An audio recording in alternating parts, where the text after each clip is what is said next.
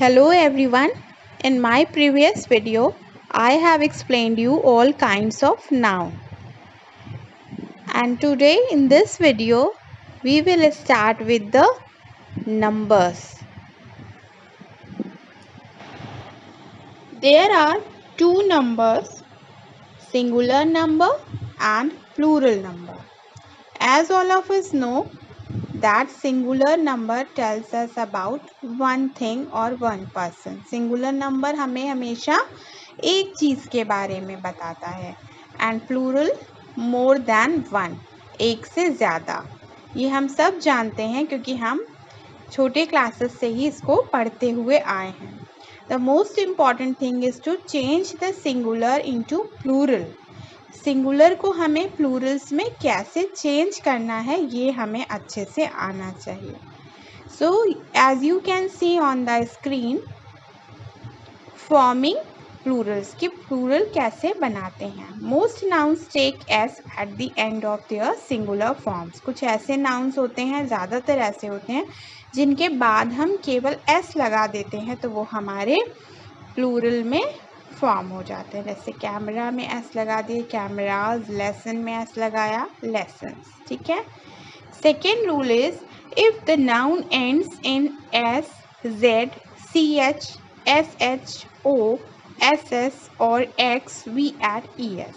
अगर इन लेटर से उस नाउन का एंड हो रहा है, यानी उस नाउन के एंड में, अंत में ये इनमें से कोई लेटर आ रहा है, तो हम क्या करते हैं प्लूरल बनाने के लिए वहाँ पर ई एस लगा देते हैं.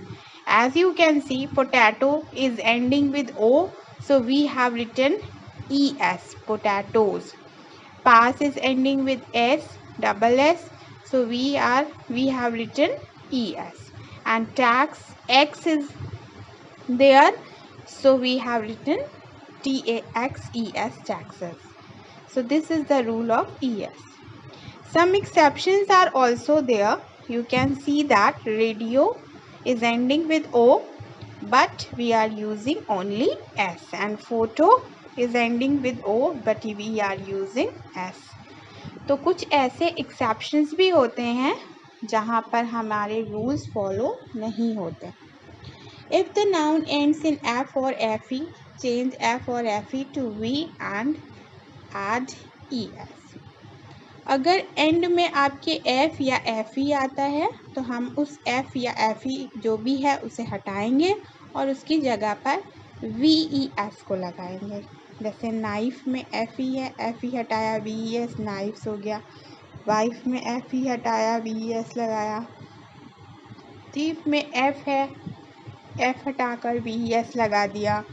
शेल्फ में भी ओनली एफ है तो एफ हटाकर वी ई एस लगा दिया.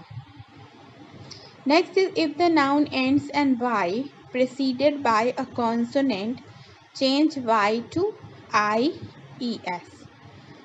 अगर एंड में y आता है और उस y के पहले कोई कॉन्सोनेंट लिखा हुआ है, तब हम उस y को हटाते हैं और उसकी जगह पर IES लगाते हैं. जैसे FLY, फ्लाई में देखिए y के पहले L लिखा है. L क्या होता है? कॉन्सोनेंट होता है, इसलिए हमने y हटाकर IES लगाया. बेबी में B कॉन्सोनेंट है, इसलिए हमने बेबीज कर दिया. कंट्री में भी R कॉन्सोनेंट है, y के पहले कंट्रीज हो गया. लेकिन अगर यहाँ पर y के पहले कोई वॉवेल आता, फॉर एग्जाम्पल जैसे हम डोंकी लिखते तो DONKEY लिखते, तो y के पहले क्या आता? ई आता. ई हमारा क्या है? वॉवेल है. तो वॉवेल जब आएगा y के पहले तो हमें y हटा के IES नहीं लगाना है, उसकी जगह पर केवल s लगाने से हमारा काम हो जाएगा. यानी डोंकी का प्लूरल होगा DONKEYS, donkeys. And the last rule is some nouns have irregular plural forms. कुछ irregular plural form होते हैं, यानी उनमें कुछ में वॉवल का चेंज हो जाता है. जैसे child, children, food, feet, tooth, teeth, man, main, sheep, sheep, वो सेम रहते हैं. तो कुछ डिफरेंट टाइप्स के भी होते हैं. Now we have to see the sentences in singular and plural. As you can see, the first one is this man has gone to work. Now we have to change this sentence in plural sentence. So first we will change this का plural क्या होगा, these लगा देंगे, man का plural men हो जाएगा, फिर has हमारा singular के लिए यूज़ होता है तो हम वहाँ पर have का यूज़ करेंगे और बाकी हमारा सेम होगा, तो हो जाएगा these men have gone to work. A cat has a tail, अ हटाएंगे कैट्स हो जाएगा, हैव हो जाएगा और अ हटा के tails, cats have tails. The girl works hard, the girls हो जाएगा. अब वर्क्स हमारा सिंगुलर के साथ रहता है, प्लूरल के साथ वर्क हो जाता है, एस हट जाता है, तो girls work hard. The child's foot is small, तो चाइल्ड्स का क्या हो जाएगा, द चिल्ड्रेंस फीट, फूट का प्लूरल फीट, इसकी जगह क्या आ जाएगा, are. The children's feet are small. That woman goes to party, तो दैट का दोज हो जाएगा, वुमन का विमेन हो जाएगा और गोज हटेगा, उसकी जगह क्या हो जाएगा, गो हो जाएगा. Those women go to party की जगह parties. The bird lives in its nest, the birds live in their nest. This orange is sweet to eat. This का these oranges are sweet to eat. And that man seems to be drunk. तो that का those men seem to be drunk. इस तरह से हम singular sentences को उसके जो भी सब्जेक्ट के अकॉर्डिंग चेंजेस करते हैं, वर्ब के अकॉर्डिंग चेंजेस करके हम उस सेंटेंस को, सिंगुलर सेंटेंस को प्लूरल सेंटेंस में फॉर्म कर सकते हैं. After clearing the numbers we will talk about countable nouns and uncountable nouns. As the name suggest, countable nouns can be counted. नाम ही से हमको पता चल रहा है कि हम उसे काउंट कर सकते हैं, वो काउंटेबल है. तो इसमें हम ऐसे नाउन्स को इंक्लूड करेंगे जिनको हम काउंट कर सकते हैं.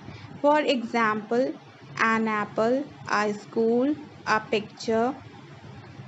पिक्चर्स. तो जो भी चीज़ें हम काउंट कर सकते हैं उन्हें हम काउंटेबल नाउन्स में इंक्लूड करते हैं. And countable nouns can take singular और plural verbs.